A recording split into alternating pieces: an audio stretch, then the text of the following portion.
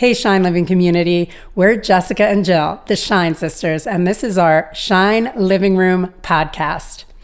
Each episode, we're bringing you conversations and practices around movement medicine, mindfulness, nutrition, and inspirations to reclaim your power and become our greatest versions as we elevate the energy of ourselves and our planet. So let's dive in to energize, nourish, and awaken together. Supernova. Welcome back to the Shine Living Room podcast. I'm Jill. And I'm Jessica. And today we're going to be talking about why it's cheap to eat out at a restaurant. Yep, we said it. It's cheap, believe me. You'll find out here in a few minutes. But first, let's take one big deep breath in and out of the nose together to land in the space and time. Here we go. Inhaling through the nose. Exhaling through the nose. So we have a lot to say about this, and we have a lot of experience in this. Jill and I and our other sister, Jennifer, triplet sisters, owned restaurants together for 23 years here in Boulder, Colorado. Yep, 23 years. We started when we were 24. That's crazy. We were crazy at that time. We thought anything was possible, and we learned that it actually is. And our restaurants were all community-driven, local organic restaurants, and we always had music venues. We had local artists come and play. We had the likes of Modest Yahoo and John Mayer and Xavier Rudd and Trevor Hall all come and play our venues. We served up beautiful, nourishing food and then threw dance parties way into the night. And I will say, it wasn't like we just owned the restaurant and we were looking at the finances. Oh, no. We were steeped in every part of it. I was working in the kitchens as executive chef, doing the menus, running a kitchen and all the employees. And if some of you know that may be in the business, the kitchen's a little bit of a crazy place to be. It's hot, it's sweaty, it's a little bit of a pressure cooker, and I loved it at the time. And I was the bar manager and the marketing manager and helped my sis Jen run front of the house. She also ran the financials. And we were running this thing front to back, upside down. And it was 3 restaurants over the 23 years. And so we really understand what it takes. And we also ran our restaurants through 2020 into 2021, which is when we made the conscious decision to shut it all down. And the reason why we decided to do that is because the industry was changing so deeply at that time. Every single aspect was becoming harder and more challenging, not only in the way that you build community around the restaurant, but the costs were changing completely. Labor costs were going up, and not even by a little bit, but doubling in a lot of cases. And that was just minimum wage was doubling. But then there was also the fact that so many employees over COVID lost their jobs, or the restaurants were opening and then closing.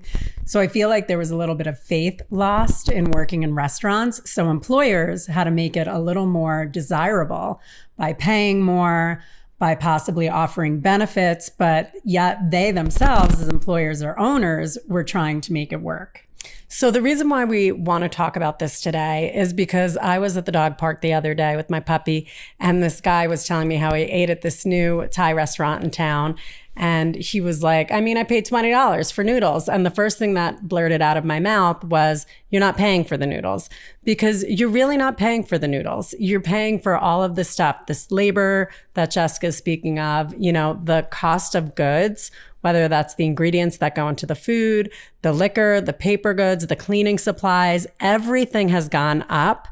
And people that need to understand that it's a re-education that's happening, that we need to raise the prices because otherwise we're not going to be there anymore. So that's what's happening right now. And something I'll say to add to that is something I really learned over COVID was, once things shut down for the restaurants, there were articles all over the place, all across the country, from New York to California, about these restaurants in dire straits.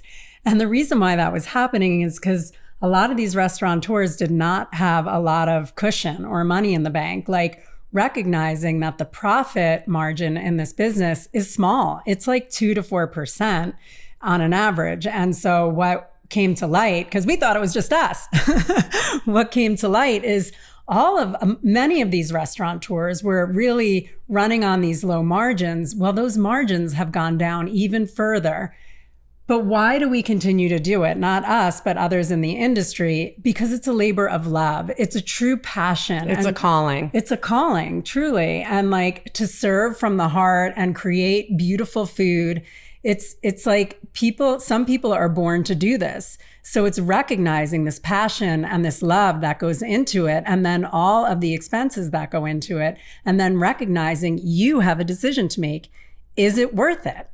So a few things that have shifted, as well as all of the costs, is this new thing that's happening now with the service charge.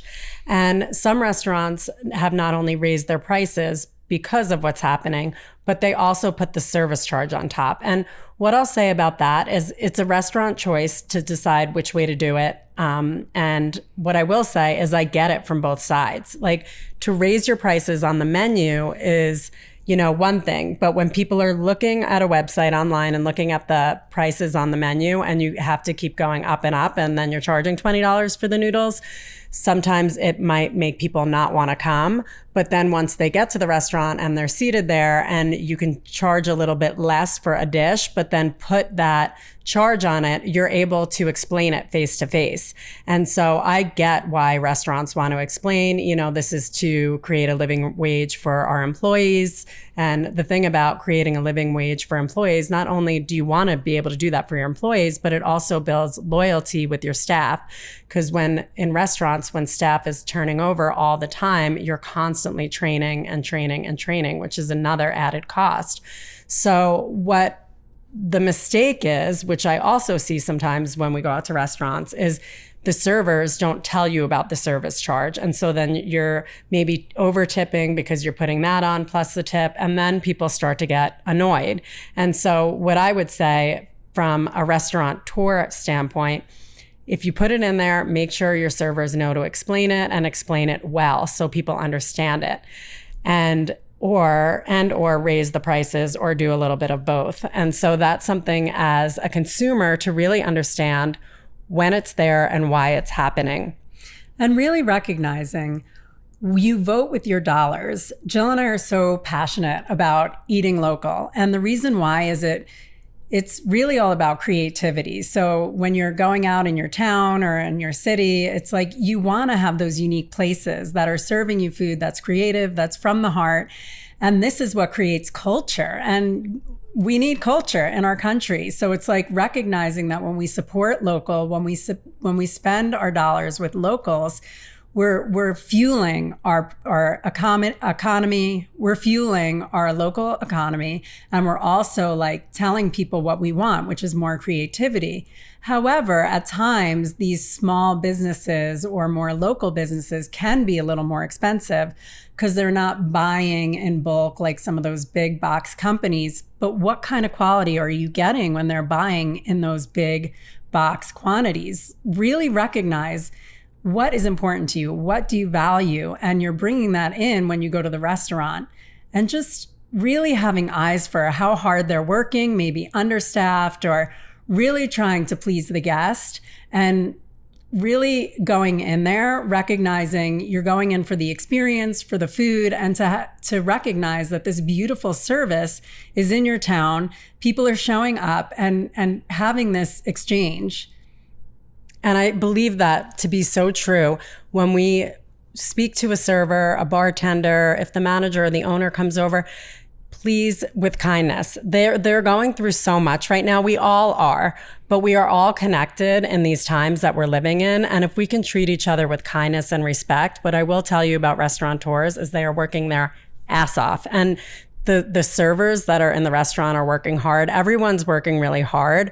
Bad reviews hurt a business. So if you're going to do that, I would say really maybe talking to your server or talking to the manager rather than having to like publicize it. Like, restaurants are in a vulnerable place. It's good to be honest, but to be entitled is something else. So I just want to say that because sometimes people go out and they expect they're being served and they're coming from this place of entitlement rather than, this gratitude. Exchange and gratitude, like Jessica said, for the hard work that's being put out there, for the food that they're feeding you.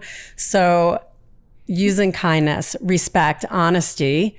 And really just try to sit back and enjoy your experience. I feel like often people go into restaurants with so much expectation. They want it quick. They want it now. They want it exactly how they're expecting it. And it's like sometimes recognizing it's so good to just sit back and receive and have the experience that you're experiencing. Maybe you're sitting a little longer with your friend. Maybe you're like, having one more drink or one less drink than you thought you would. But really, in the big scope of the world, can you just sit back, relax, and enjoy? I just have noticed that people are getting pretty uppity, and the restaurants or going out can be a place where people can sometimes dump. Now you're getting a little uppity because we're getting back to our restaurant vibes here, but having a visceral memory here. Exactly.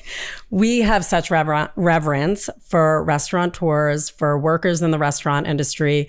We know how hard it is, and we just advocate so deeply for all of you working in the restaurants, running the restaurants, creating the beautiful menus. Like Jessica said, you vote with your dollars when you go out. So as consumers, let's vote wisely with kindness and with love and compassion. Can we do that? Let's do it. Let's do it. So worth it. Mad love out there. My husband laughs all the time. Now he tells all his friends, it's cheap tea out at the restaurant, which is where we got the title from, because they always look at him kind of shocked. And then he goes into the explanation too. It's cheap tea, eat out, you guys. It is so incredible what's happening out there in these times. So let's be kind. And support where we can. Much love. We'll see you next time.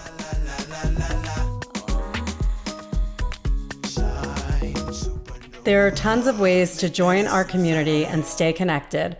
Check out our lifestyle family cookbook, Eat, Drink, Shine by the Shine Sisters, available on Amazon or through our website, shinelivingcommunity.com. You can also download our Shine Living Community digital studio app and get a ton of tools, techniques, practices, and classes in dance, yoga, meditation, breathwork, recipes, and nutrition.